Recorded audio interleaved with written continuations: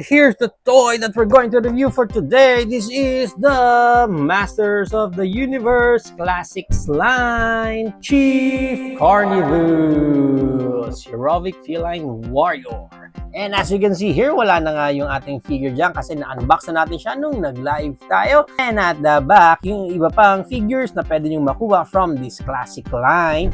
And a brief bio from Chief Carnivus. At the side, brick wall lang nakalahati. And on the other side, another brick wall lang din nakalahati. And on top, window lang ng clamshell niya. And at the bottom, barcodes and stuff.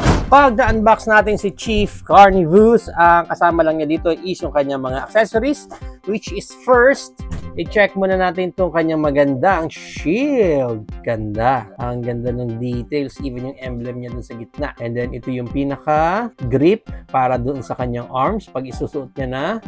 And mas maganda sana kung medyo may pagka-battle damage itong shield niya dito. Parang mas mukhang realistic lang talaga. Pero again, ang ganda ng shield niya. Next is yung kanyang sword. I don't know kung meron din siyang tawag dito sa kanyang sword, but it's like more on a curved sword. Nakakabuyoy. And may pagka-paint chip lang yung nakuha natin. Pero ang ganda rin ng details niya. So gusto ko yung red niyan sa gitna. It reminds me of parang yung sword ni Lion-O, di ba? And then yan, may mga natatanggal na paint pag ginigrip niya sa kamay. Nagkakaroon ng paint chip. Medyo poor yung quality ng paint chip nila dito. Anyway, ang ganda pa rin naman ng sword niya. Let's proceed right along na dito sa ating main figure na si Chief Carnivus. Ayan ang pinaka-overall look niya. Ang ganda, ang astig niya. Solid. Yan, ganda pa ng hair niya. Bagsak na bagsak. Parang bagong rebond na lion.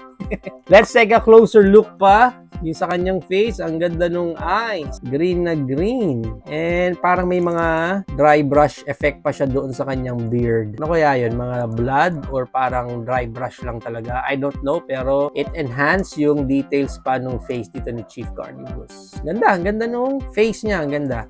And even yung details din ng armor niya. Ang ganda. Diba? Match na match doon sa kanyang sword. Yung pinaka-outfit niya. Tas gold na gold. Ganda. Ito pa. Yung kanyang belt. Yung belt niya ba't parang naging snake? Lion kaya? Lion. Ang ganda rin ng belt niya. May pagka-lion din yung emblem niya sa belt. Then, yung sa boots niya, ang ganda. Ang ganda na itsura. Akala mo may mga lock pa talaga. Ganda, ang ganda ng details. And at least painted yung nails niya. Which is good. So, para sa articulation dito ni Chief Carnivus, yung head niya is naro-rotate yan 360. Ayan, 360 kaso sumasabit yung buhok niya dito sa cape niya. Kaya nagpa-pop off. Pero kaya naman, kaya. Halos wala siyang look up kasi nga yung hair niya masyadong matigas dito sa backside. Hindi na siya maka-look up. May look down din siya ng konti. And then para sa kanyang Creed moment, meron naman siyang arms wide open. Ang ganda ng arms wide open niya. And of course, naro-rotate din itong arms niya 360. Yung shoulder pads niya, rubberized lang naman yung pinaka-armor niya. So, it won't get along the way pag in-articulate yung shoulder niya. Dito sa bicep niya, may rotation din siya dyan. And yung kanyang elbow bent, ganyan. Single joint lang sa elbow niya, but looks good. And yung kanyang hand, naro-rotate yan 360. Next articulation niya is dito na sa kanyang ab crunch. Meron siyang ab crunch dyan yan. Pwede siya mag-final yan. And then meron din siyang rotation dyan sa kanyang waist. Yung kanyang Van Damme split, hanggang ganyan, yung pinaka Van Damme split niya. Pwede na. And then yung kanyang high kick, hanggang ganyan yung pinaka-high kick niya. Yung back kick niya, halos wala. Nakaharang itong kanyang skirt. Itong skirt niya dito, soft rubber lang din. And yung kanyang knee bent, hanggang ganyan. And sa paa niya, may up na ganyan and down na ganyan. So, yun lang yung pinaka-articulation niya. Now, para sa kanyang mga accessories, itong shield niya, ikaklamp lang natin yan dyan sa arms niya. Medyo awkward lang ito. Parang pag nakababa yung kamay niya, instead of nakatingin sana ng ganyan, or ganyan sana yung orientation ng shield niya, hindi. Kasi nga, yun lang yung parang pinaka-clamp na dyan. So, it's like parang kailangan mo pang i-fold yung elbow niya para magmukhang straight yung shield niya. Pero, for me, it will work naman kahit na naka-slant ng ganyan yung shield niya. And then, yung kanyang sword, yan. Alright. So, eto na si Chief Carnivus. Suot niya na lahat ng kanyang accessories. And ang maganda rin sa figure na to, pwede natin tanggalin yung mga armors niya. Hindi lang itong mga accessories niya, even yung mga suot niyang armors. So, kailangan na natin gawin, pop off natin itong kanyang head. And of course, yan, matatanggal mo na yung kanyang cape. Ang ganda pa pala nung baba ng cape niyo, parang may mga battle damage pa. Yan. Diba? Hindi siya isang straight lang. Although, rubberish yung cape niya, pero medyo may kabigatan din. And then, itong armor niya, yan, ganyan lang yan pag tinanggal.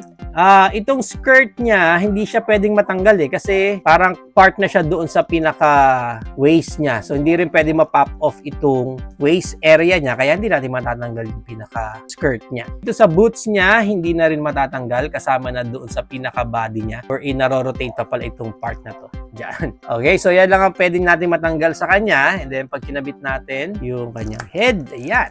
Although, for me, astig pa rin naman yung itsura niya. Ayan, no? Pag wala yung mga accessories niya. O, di ba? Ang ganda. Para siyang gladiator na lion. Rawr! O, ganda.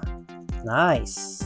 Now, para sa height ni Chief Carnivus, ang height niya is around mga nasa almost 7.5 mga nasa 7.25 inches siya. Ang maganda niya, nag-compare pa natin siya sa iba pa nating figures tulad nung ka-same line niya from Motu Classic na si Hantara. Let's also bring in our retro play na si King Randor. Yan, pareho silang may cape. 200X He-Man na si Merman. And our Masterverse Skeletor. So, yan ang ating height comparison. If you're planning to avail this Motu Classics line na si Chief Carnivus, ang price range niya is around 1,500 up to 2,500 pesos. Ang mahirap lang kasi sa pinaka-line natin ng Classics is depende sa characters yung price niya. Pag mas kilala yung character na bibilhin mo or kukunin mo, mas mahal siya talaga. Kasi yung mga He-Man sa same line ito, maabot ng from 5K to 10K si He-Man and Skeletor. Pero pag mga secondary, mga less characters, less known characters,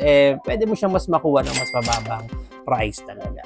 There you have it now, guys. Ito na ang ating Masters of the Universe Classics line, Chief Carnivus. What do you think of this figure? Is it a go for you or no for you? Whatever thoughts, please comment it down below. But for me, for the main reason talaga kung bakit ko siya kinuha is because of his animalistic look. Hindi ko rin gaanong kilala itong character natin dito. But nung nalaman ko nga na may ganong character pala, nung nakita ko siya online, binili ko siya talaga agad. Kasi nagustuhan ko yung features niya. It's like parang lion, then chief siya, and then parang king-like din yung pinaka-armor nyo. So sabi ko, nagustuhan ko. Maganda naman talaga. Astig naman talaga itsura dito ni Chief Carnivus and super solid na addition sa collection natin.